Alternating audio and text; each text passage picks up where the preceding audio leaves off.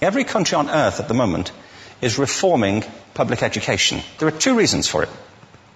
The first of them is economic. People are trying to work out, how do we educate our children to take their place in the economies of the 21st century? How do we do that, given that we can't anticipate what the economy will look like at the end of next week, as the recent turmoil is demonstrating? How do we do that? The second, though, is cultural. Every country on earth is trying to figure out, how do we educate our children so they have a sense of cultural identity and so that we can pass on the cultural genes of our communities while being part of the process of globalization. How do we square that circle? The problem is they're trying to meet the future by doing what they did in the past. And on the way, they're alienating millions of kids who don't see any purpose in going to school. When we went to school, we were kept there with a story, which was if you worked hard and did well and got a college degree, you would have a job. Our kids don't believe that. And they're right not to, by the way. You're better having a degree than not, but it's not a guarantee anymore. And particularly not if the route to it marginalizes most of the things that you think are important about yourself. Some people say we have to raise standards as if this is a breakthrough. You know, like, really, yes, we should. Why would you lower them? You know, I mean, I haven't come across an argument that persuades me of lowering them. But raising them, of course we should raise them. The problem is that the current system of education was designed and conceived and structured for a different age. It was conceived in the intellectual culture of the Enlightenment and in the economic circumstances of the Industrial Revolution. Before the middle of the 19th century, there were no systems of public education. Not really. I mean, you could get educated by Jesuits, you know, if you had the money. But public education, paid for from taxation, compulsory to everybody and free at the point of delivery, that was a revolutionary idea. And many people objected to it. They said it's not possible for many street kids, working class children, to benefit from public education. They're incapable of learning to read and write, and why are we spending time on this? So there's also built into it a whole series of assumptions about social structure and capacity. It was driven by an economic imperative of the time, but running right through it was an intellectual model of the mind, which was essentially the Enlightenment view of intelligence. That real intelligence consists in the capacity for a certain type of deductive reasoning and a knowledge of the classics originally, what we come to think of as academic ability.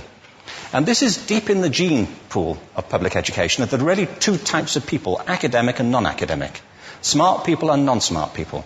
And the consequence of that is that many brilliant people think they're not, because they've been judged against this particular view of the mind.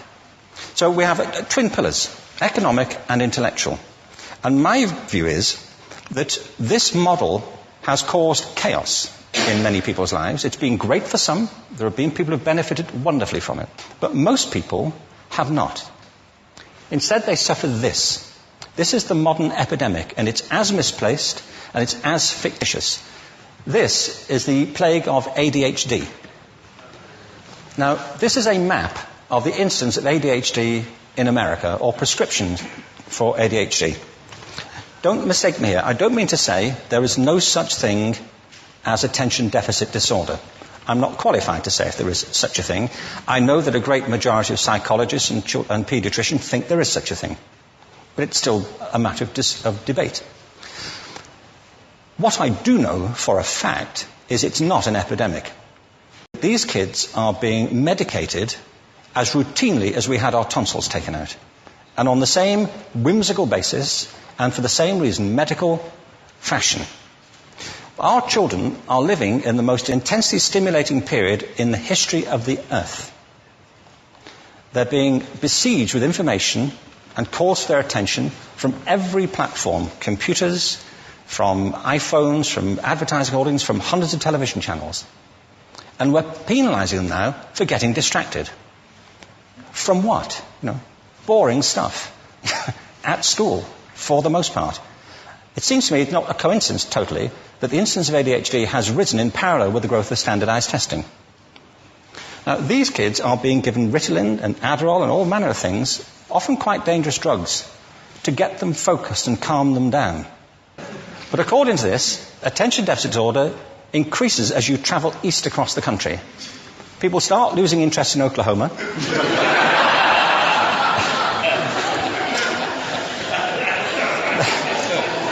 They can hardly think straight in Arkansas. And by the time they get to Washington, they've lost it completely. And there are separate reasons for that, I believe. It's a fictitious epidemic. If you think of it, the arts, and I don't say this exclusively of the arts, I think it's also true of science and of maths, but I say about the arts particularly because they are the victims of this mentality currently, particularly.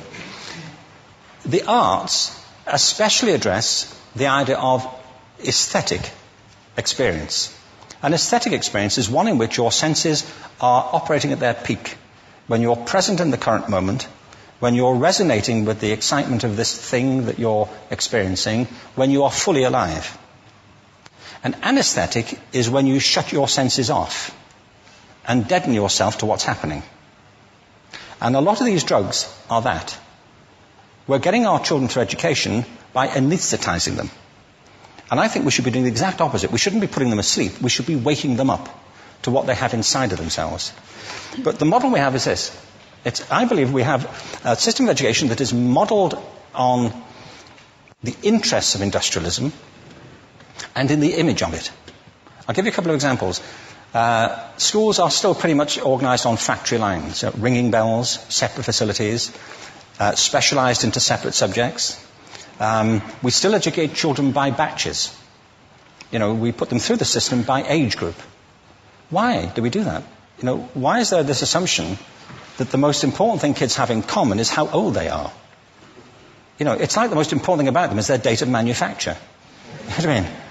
Well, I know kids who are much better than other kids at the same age in different disciplines, or at different times of the day, or better in smaller groups than in large groups, or sometimes they want to be on their own. If you're interested in the model of learning, you don't start from this production line mentality.